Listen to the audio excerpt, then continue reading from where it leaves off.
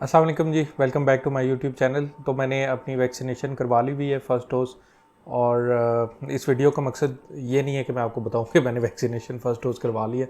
असल में इस वीडियो का मकसद ये है कि मुझे जो भी शुरू से एंड तक प्रोसेस में जो भी मेरा एक्सपीरियंस था, उसमें रजिस्ट्रेशन से लेके वैक्सीनेशन के लिए जाना, उसका सेंटर चूज़ करना, वैक्सीनेशन चूज़ करना, उसके बाद के साइड इफ़ेक्ट्स और पूरा प्रोसेस आपको बताऊं, ताकि आप जब अपनी वैक्सीनेशन के लिए या अपने फ्रेंड्स, फैमिली, रिलेटिव्स किसी भी की वैक्सीनेशन के लिए उसके साथ जब जा रहे हों तो आपको कोई मुश्किल ना पेश आए, या कम से कम आप मेरी इन्फॉर्मेशन को एज अ रेफरेंस यूज़ कर सकें। इसमें जब वैक्सीनेशन मेरी हो गई थी और उस जाते हुए मैंने छोटे छोटे क्लिप्स जो है वो रिकॉर्ड किए थे, जैसे वैक्सीनेशन के कुछ घंटे बाद, वैक्सीनेशन के अगले दिन सुबह, अगले दिन शाम को, इस तरह अपने जो भी साइड इफ़ेक्ट्स थे वो भी उसमें पूरे डॉक्यूमेंट किए थे। तो वो छोटे छोटे क्लिप्स भी मैं आपको इस वीडियो के दरमियान में दिखाऊंगा, ताकि आपको एक अंदाज़ा हो जाए कि उसके बाद साइड इफ़ेक्ट्स वगैरह क्या होते हैं और ओवरऑल क्या सीन चल रहा है वैक्सीनेशन का। सबसे पहले रजिस्ट्रेशन से स्टार्ट करते हैं। रजिस्ट्रेशन करवानी लाजमी है। 1166 पे आपने अपना आईडी कार्ड नंबर भेजना है, या उस बंदे का आईडी कार्ड नंबर भेजना है जिसकी वैक्सीनेशन होनी है। वैसे तो वॉक इन कर सकते हैं आप, 30 इयर्स या उससे अबव एज है तो आप वॉक इन कर सकते हैं, लेकिन फिर भी ये नंबर आपने ज़रूर साथ लेके जाना होगा। तो बेहतर है आप घर जब बैठे हुए हैं तो 1166 पे जो है अपना आईडी कार्ड भेजें, और आपको एक नंबर कोड जो है वो रिसीव होगा, वो आप मोबाइल लेके साथ किसी भी वैक्सीनेशन सेंटर में चले जाएं। लेकिन जो लोग 30 से कम है, 18 से 30 के दरमियान, उन्होंने ये भेज के वेट करना होगा और उनको एक एसएमएस आएगी। अच्छा, मेरे केस में ये हुआ था कि मेरी एज तो 30 से ज़्यादा है, लेकिन उस वक्त 30 से ज़्यादा वाले भी वॉक इन वैक्सीनेशन नहीं हो रही थी उनकी, 40 से ज़्यादा वालों की हो रही थी। तो जब मैंने अपना भेजा नंबर तो वो कोई 8-10 दिन गुजर गए, मुझे कोड ही नहीं आया।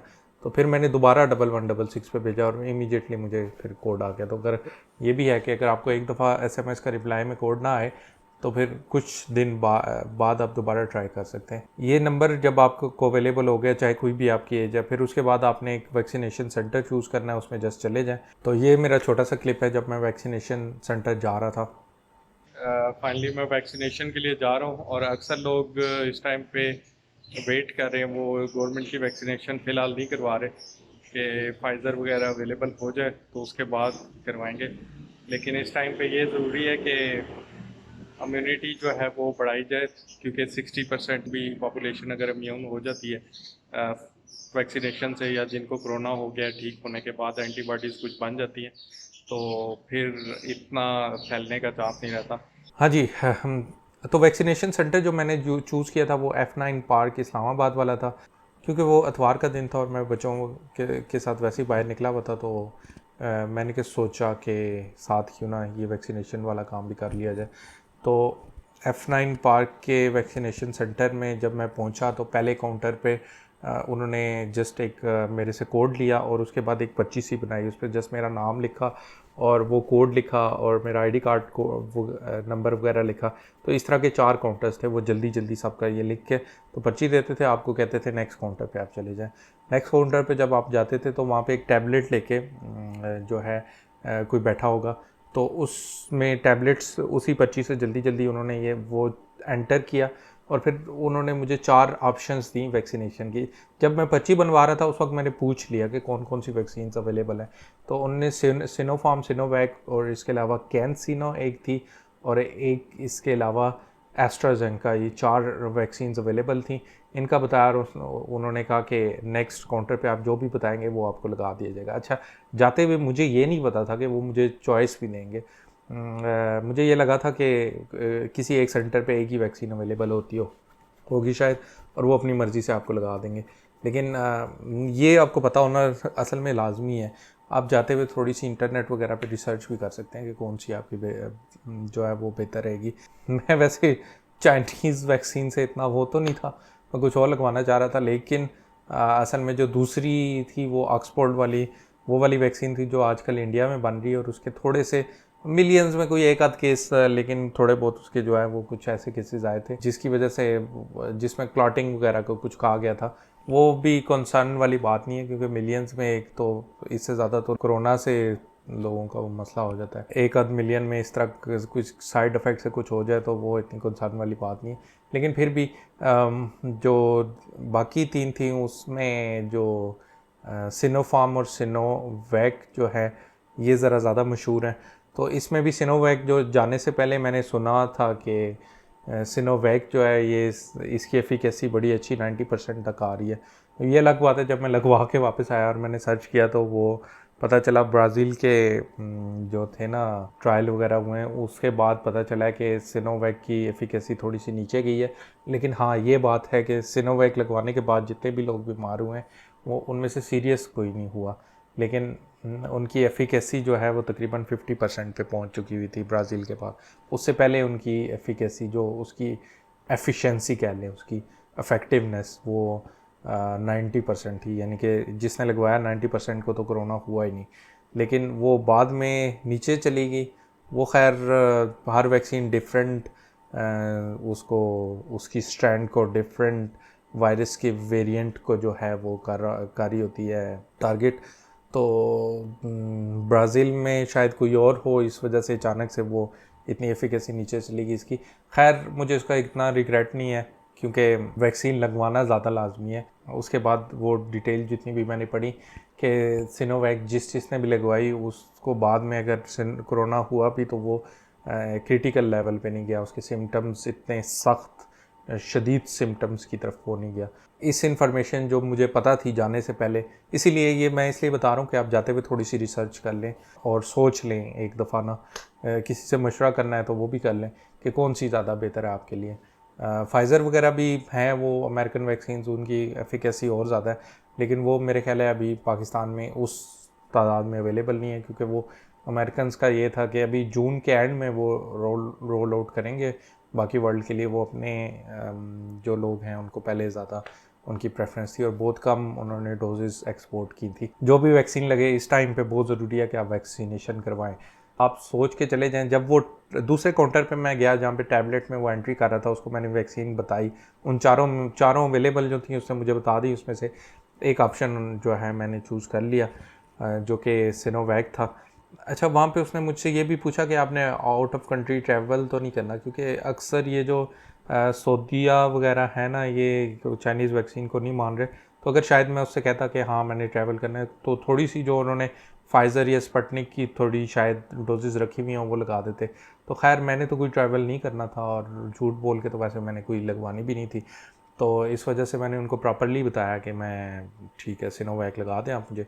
तो जैसे ही उसने वो एंटर किया उसमें अपनी टैब में, वो मेरा नंबर जो मैं लेके गया था रजिस्ट्रेशन के अगेंस्ट जो नंबर मिला था और वैक्सीन वगैरह का नाम वगैरह एंटर किया, तो उधर से फिर वो उधर से कंफर्मेशन जैसे ही उसको हुई तो उसने एक और चिट बना दी मुझे, जो कि मैंने उस रूम में लेके जानी थी जिसमें वैक्सीनेशन असल में हो रही थी। संडे का दिन था, शाम का टाइम था, काफ़ी ज़्यादा लोग वैक्सीनेशन करवा रहे थे, बहुत ज़्यादा रश था।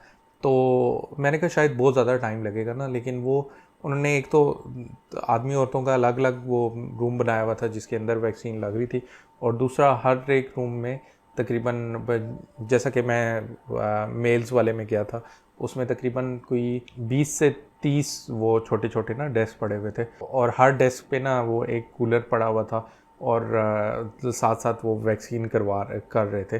तो जब मैं एंटर हुआ तो लाइन में कोई 6 7 8 बंदे थे, लेकिन विद इन 2 मिनट्स वो सारे लोग जो है ना उनको वैक्सीनेशन हो चुकी हुई थी। और इसी तरह फिर जब मेरी बारी आई तो 7 8 पीछे भी थे। तो तकरीबन उन 20 में से 5 उस वक्त चल रहे थे, क्योंकि वो शाम का टाइम था, कम लोग आ रहे थे शायद, तो और ज़्यादा तेज़ लाइन चल रही थी। लेकिन उनके पास कैपेसिटी बड़ी अच्छी थी, लाइन में से हर कोई वो जाता जा रहा था और एकदम से जो भी वो वैक्सीन उनकी चिट पे लिखी हुई थी तो वो लगाते जा रहे थे। उन्होंने डिवाइड इस तरह किया हुआ था कि एक डेस्क पे आप जो है वो सिनोवैक वाला बैठा हुआ है, एक डेस्क पे सिनोफार्म वाला बैठा हुआ है। तो वो जैसे जैसे एक बंदा पर्ची लिख के बताता जाता था आप अच्छा उस टेस्ट पे चले जाए, तो वो जल्दी से जो है वैक्सीनेशन हो जाती थी। अच्छा, वैक्सीनेशन जैसे ही मेरी हुई उन्होंने मुझे बिठा दिया तकरीबन 20 मिनट्स के लिए। उन्होंने कहा आप बाहर जाके बैठ जाएँ, वो एरिया सामने वो ऑब्जर्वेशन एरिया, वहाँ पे कोई डॉक्टर वगैरह तो इस तरह कोई नहीं था सामने, लेकिन ये है कि अगर आपको कोई एकदम से कोई जो है वो साइड इफ़ेक्ट हो उनको बताएं तो ज़ाहिर है उन्होंने फिर इंतज़ाम कुछ किया हुआ होगा। तो खैर उधर मैं तकरीबन 10 मिनट बैठा, 20 मिनट का उन्होंने कहा था, लेकिन लोग उससे भी पहले उठ के जा रहे थे, तो मेरे भी बच्चे बाहर गाड़ी में बैठे हुए थे, तो मैंने कहा बस ठीक है। सबसे पहला जो साइड इफ़ेक्ट मुझे हल्का सा महसूस हुआ ना वैक्सीनेशन करवाने के बाद, वो ये था कि जब मैं उठ के चला और तकरीबन बाहर आया तो हल्की हल्की ना राइट साइड की जो पाँव की उंगलियां थी उसमें हल्की हल्की सूजन महसूस हुई, और फिर उसके बाद होंठों में हल्की हल्की मुझे सूजन और थोड़ी सी ना, असल में सूजन हाँ, और टिंगलिंग सी जो है ना वो इस तरह महसूस हुई। वो शायद इस वजह से थी कि एकदम वो जब आपको लगा है इंजेक्शन और वो कंसनट्रेटेड फॉर्म हो सकती है उस जो भी उसके अंदर सीरम जो भी था, तो उसकी वजह से शायद कोई छोटी मोटी एलर्जी या कुछ हुआ हो, लेकिन वो इतनी नहीं थी कि मैं कोई उससे कोई बड़ी चीज़ हो। उसकी वजह से मैं फिर गाड़ी में भी जाके ना तकरीबन 10-15 मिनट और रुक गया वहाँ पे कि अगर कोई मसला होता है तो मैं उनको अंदर जाके बताऊँ।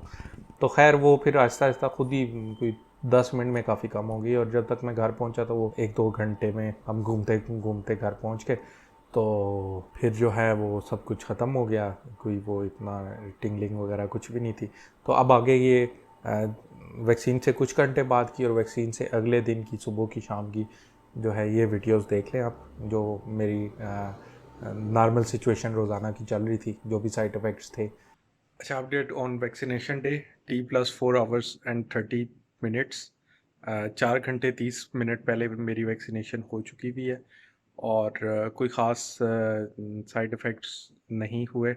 हाँ, जैसे ही मैं बाहर निकला तो थोड़ा सा ना मेरी दाएं पाँव की उंगलियां जैसे थोड़ी सी सूजी हुई सी होती हैं, इस तरह हल्की सी, और उसमें टिंगलिंग थोड़ी सी महसूस हुई, और उसके अलावा थोड़ा थोड़ा वो जो होंठ जो है जैसे सूज चुके होते हैं हल्के हल्के, तो इतना मुझे महसूस हुआ। लेकिन फिर उसके बाद आहिस्ता आहिस्ता 1-2 घंटे में वो सारे असरात ज़ाहिल हो गए। अभी 4 घंटे से 4.5 घंटे से ऊपर हो गया, और अल्लाह का शुक्र है कोई इस तरह की वो मसला नहीं है। Day 1 after vaccination, T+19 hours, vaccine लगवाए हुए 19 घंटे गुजर चुके हैं। तो अभी बस सर पे ठंडे पसीने आ रहे हैं मुसलसल कल रात से, और तकरीबन T+17 hours यानी कि वैक्सीन लगवाने के 17 घंटे बाद जो है वो मुझे पूरे जिस्म पे भी ठंडे पसीने आने लग गए थे, तो और जिस्म में दर्द हो रहा था। फिर मैं 2 घंटे सो गया, तो उसकी वजह से अब ज़रा बेहतर है तबीयत। तो लेकिन सिर्फ जो है ना वो सर पे ठंडे पसीने हैं, तो कल से मुसलसल आ रहे हैं। बुखार वगैरह फ़िलहाल नहीं हुआ। तो अभी मैं वैसे भी वर्क फ्रॉम होम करता हूँ, तो अभी मेरा काम भी स्टार्ट होने वाला है ऑफिस का, तो वैसे बुखार या कोई इस तरह की चीज़ तो नहीं हुई। Day 1 after vaccination, T+27.5 hours update. तो जैसा कि लास्ट अपडेट में मैंने दिन को बताया था कि ठंडे पसीने आ रहे थे और पूरे जिस्म में भी आ रहे थे, उसके बाद 2 घंटे के लिए सो गया था, फिर सिर्फ माथे पे ठंडा पसीना आ रहा था। अब बहुत ही हल्का हल्का माथे पे ठंडा पसीना आ रहा है, दिन को पूरा काम भी मैं करता रहा, लेकिन कोई उसके अलावा मसला नहीं हुआ। और बाकी जो जिस्म में आ रहे थे वो वैसे ही गर्मी इतनी है कि वो खुद ही गर्म हो गए होंगे पसीने, और इसके अलावा कोई बुखार वगैरह भी मुझे नहीं हुआ। तो अगली अपडेट इंशाल्लाह कल सुबह या कल दिन को। तो अभी मुझे इस टाइम पे लग रहा है कि अब जो वैक्सीनेशन के सारे सिम्टम्स हैं वो जा चुके हुए। तो जैसा कि देख चुके हैं आप, और ये सेकेंड डे आफ्टर वैक्सीनेशन की भी मैंने वीडियो बनानी थी, लेकिन उस दिन जो है वो मुझे कोई इस तरह के साइड इफ़ेक्ट हुए ही नहीं। बस वो हल्का फुल्का सा जिस्म में दर्द सा हो रहा था, वो ठंडे पसीने जो मैंने आपको बताए इन वीडियोस में वो भी नहीं आ रहे थे। तो इस वजह से फिर उस दिन की मैंने वीडियो ही नहीं रिकॉर्ड की। तो फिर उसके बाद भी अब 2-3-4-5-6 दिन और गुजर चुके हैं, मैं तब ये वीडियो रिकॉर्ड कर रहा हूँ फाइनल वाली, ताकि पूरा एक सिनेरियो आ जाए सामने। तो उसके बाद कोई साइड इफ़ेक्ट किसी किस्म का मुझे नहीं हुआ, और असल में मैं खुश भी हूँ कि मैंने वो लगवा लिया। एक ये ना सिर्फ मेरे लिए एक अच्छी बात है, जबकि मैंने घर से बाहर जाना होता है तो ज़्यादा चांस ये हो सकता है कि अगर मुझे कोरोना होगा तो मेरी फैमिली भी इफ़ेक्ट होगी, और दूसरा मुझे कोरोना होगा तो मेरे कोलीग्स और आगे भी वो फैल सकता है, कम अज़ कम मेरी वजह से अब आगे नहीं फैलेगा।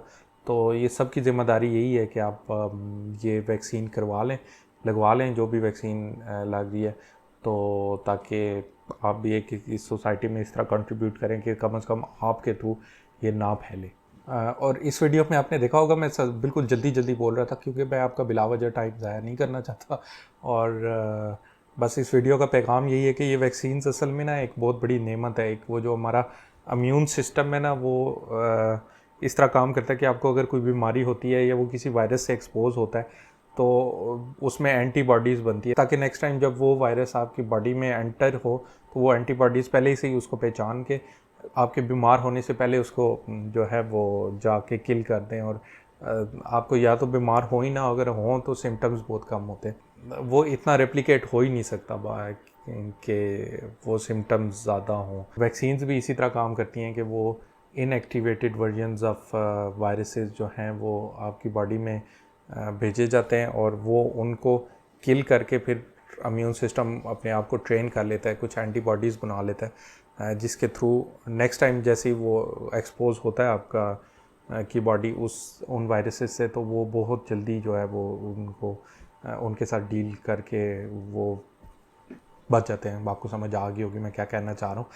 तो जो फर्स्ट डोज़ जो है वो इम्पोर्टेंट है, सेकंड डोज़ उसकी बूस्टर डोज़ होती है वो और भी इम्पोर्टेंट है। वो मतलब आपकी फ़र्स्ट में कुछ एंटीबॉडीज़ बनी है, सेकंड में जो है वो और ज़्यादा उसकी तादाद ज़्यादा हो जाती है। एक तरह की हम अपने इम्यून सिस्टम की मेमोरी रिफ्रेश कर रहे होते हैं और उसमें मोर सोल्जर्स रिक्रूट कर रहे होते हैं, जो कि बाद में जो है अगर असल वायरस आपके बॉडी में एंटर होगा तो उसको जो है वो कैटर करेंगे। या बल्कि वो जो कुछ वैक्सीन जो हैं कोरोना की भी इसी उस पर बनी है, कुछ और भी एडवांस टेक्नोलॉजी जो कि मुझे थोड़ा सा आइडिया है उसका, लेकिन मैं ज़ाहिर है मेडिकल से रिलेटेड नहीं हो तो ज़्यादा मैं उसकी डिटेल में नहीं जाऊँगा। बेहतर है आप किसी डॉक्टर ही से सुने कि वो वाली वैक्सीन कैसे काम करती है। उसमें असल में जो इम्यून सिस्टम वो एक सिग्नल भेजता है ना कि किस तरह एंटीबॉडीज़ बनानी है, वो वहाँ से ही जो है वो चीज़ ही इंजेक्ट कर दी जाती है आपकी बॉडी में, इनएक्टिवेटेड वायरस नहीं इंजेक्ट किया जाता।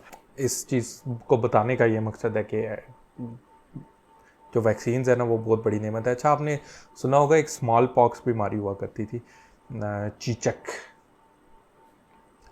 उसकी अब दुनिया में एक भी मरीज़ नहीं है और ना ही फ्यूचर में कोई इंशाल्लाह होगा, इसलिए कि उसका वायरस एक तो म्यूटेट नहीं करता था, उसकी वजह से उसके आखिरी केस तक को ट्रैक करना बहुत आसान था। तो उसकी इसी तरह एक वैक्सीन बनी जो कि पूरी दुनिया में आखिरी केस तक को ट्रैक करके और फिर आगे पीछे सब लोगों को वो वैक्सीन दे के वो उस वायरस को बिल्कुल ही ख़त्म कर दिया गया ना। इसी तरह लोगों की बॉडीज़ को ट्रेन करके, तो वो अब वायरस मैक्सिको की एक लैब में पड़ा हुआ है सिर्फ। और इसी तरह हम हर बीमारी के ख़िलाफ़ ना, लेकिन फ्लू के ख़िलाफ़ और ये कोरोना के ख़िलाफ़, कोरोना चलेगा लेकिन इसकी ये है कि इम्यूनिटी लोगों की ज़्यादा हो जाएगी तो वो फैल नहीं सकेगा। कोरोना और फ्लू के ख़िलाफ़ हम ये इसलिए नहीं कर सके या कर सकते क्योंकि इनका वायरस म्यूटेट होता है, थोड़ा सा डिफरेंस आता है, थोड़ा सा चेंज होता है साथ, और वो मुख्तलिफ़ जगहों पे ना वो फैलता है। तो वो ज़ाहिर है उस सब को ट्रैक करना और उसको ख़त्म करना बहुत ही एक मुश्किल काम है। फिर बताने का मकसद ये है कि वैक्सीन एक बहुत बड़ी नेमत है, बहुत अच्छी चीज़ है, लगवा लेनी चाहिए आपको। कब आप एक तो बीमार नहीं होंगे, अगर होंगे तो सीवियर बीमार नहीं होंगे, और दूसरा आप ये इस तरह कंट्रीब्यूट करेंगे सोसाइटी में कि आपके थ्रू किसी और को ये बीमारी नहीं लगेगी।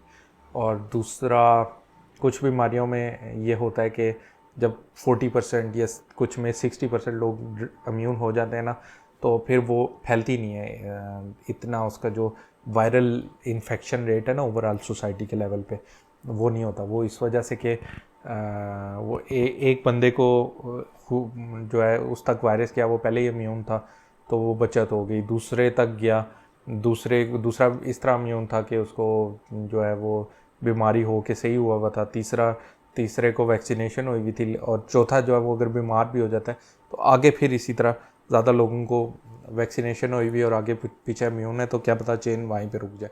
अब ये कोरोना के केस में ये हो रहा है कि इसका थोड़ा सा इन्फेक्शन जो है ना ज़्यादा इजीली हो रहा है, और कुछ इसके जो वेरिएंट्स निकले हैं इंडिया वगैरह के, जो कि मैं सुन रहा था, अब इसको ज़्यादा कोई आपको डॉक्टर बताए तो वो सही है, लेकिन मैंने जहाँ तक सुना है कि कुछ इसके एयरबोर्न भी हैं वायरस जो है वेरिएंट्स। तो इसके केस में थोड़ा सा हम सबको ना इम्यूनिटी का लेवल भी ओवरऑल पाकिस्तानी सोसाइटी में या कहीं भी ज़्यादा करना पड़ेगा, 85% तक लेके जाना पड़ेगा। मतलब हमारी कोशिश होनी चाहिए कि इतना ज़्यादा ले जाएं उसको। अब इसके लिए एक अच्छी न्यूज़ ये आई है कि इस बजट में कि पाकिस्तानी गवर्नमेंट ने 1.1 बिलियन डॉलर्स रखे हैं वैक्सीनेशन के लिए 2000 फिजिकल ईयर 2021-22 में, यानी कि 22 के एंड तक उन्होंने टारगेट रखा है कि 10 करोड़ लोगों को, 100 मिलियन लोगों को ये वैक्सीन लगवाएंगे। तो गवर्नमेंट तो अपना पार्ट मेरे ख्याल में बहुत अच्छी तरह से कर रही है। उन्होंने पैसे भी रख लिए हैं। अब वो डोजेज़ कुछ ना कुछ करते हुए आप पूरी तो नहीं मंगवाएंगे 10 करोड़ डोजेज़, लेकिन वो उसी लिहाज से वो मंगवा सकेंगे जितना लोग लगवा रहे होंगे। तो बेहतर है आप जिस चीज़ ने नहीं लगवाई वो अपनी जाके डोज लगवाते रहें, ताकि गवर्नमेंट भी नेक्स्ट मंगवाती रहे। और फिर मतलब ये हम सब की ज़िम्मेदारी है कि इस बीमारी से लड़ना है और नॉर्मलाइज करना है, अपने बच्चों को स्कूल भेजना है, अपना इकॉनमी को वापस करना है और अपनी हर चीज़ को बेहतर करना है। तो फिर हम ये वैक्सीनेशन करवाएं, वरना फिर यही वेव्स चलती रहेंगी। तो आज की वीडियो का जो क्रक्स और मेन पैगाम यही है कि वैक्सीनेशन करवाएं। और बाकी मैंने अपना जो है वो दे दिया आपको एक्सपीरियंस। और हरगिज़ किसी भी तरह से मैं ये नहीं कह रहा कि मैं इसका किसी भी तरह का कोई एक्सपर्ट हूँ इस वैक्सीनेशन के मामले पे। मैं जस्ट अपना जो एक्सपीरियंस था मेरा वो मैंने शेयर किया। शायद किसी को काम आ जाए तो मुझे बहुत खुशी होगी। Thanks for watching. और अगर आपको ये वीडियो पसंद आई है तो इसको लाइक करें और इसको शेयर करें, शेयर बल्कि ज़रूर करें। और अगर शेयर इस वीडियो की बात नहीं, आप अपनी वीडियो बना के शेयर करें, अपने साथ वालों को कहें, सबको कहें कि वैक्सीनेशन करवाएं। हाँ, ज़ाहिर है फोर्स किसी को नहीं किया जा सकता, सबकी अपनी मर्ज़ी है। हमारा मकसद है सबको बताएं कि वैक्सीनेशन करवाएं, जिसकी मर्ज़ी है करवा लेगा, जिसकी मर्ज़ी नहीं है नहीं करवाएगा, लेकिन at least we can tell them okay thanks, goodbye. इस वीडियो के लाइक्स का टारगेट रखते हैं 1000, लेकिन अगर 1 लाख भी हो जाए तो मुझे कोई मसला नहीं है, मेरे लिए अच्छा है। तो हम जो सब्सक्राइबर्स की कम्युनिटी है हमारी वो तकरीबन 2600 हो गई है। और चीज़ें पता नहीं कितने जल्दी चेंज भी हो सकती हैं। तो मैं वेट कर रहा हूँ कितने जल्दी लाख होता है, और फिर 10 लाख और फिर 10 मिलियन। हाँ, लेकिन एक बात है, चाहे सब्सक्राइबर 2600 ही रहें या 10 मिलियन हो जाए, मैं सिर्फ यूज़फुल इंफॉर्मेशन दूंगा। मैंने क्लिक बेट वाली वीडियो नहीं बनानी, ऐसी वीडियो नहीं बनानी जिसमें आपको मैं मिसलीड करके व्यूज़ दूँ। Thanks for watching.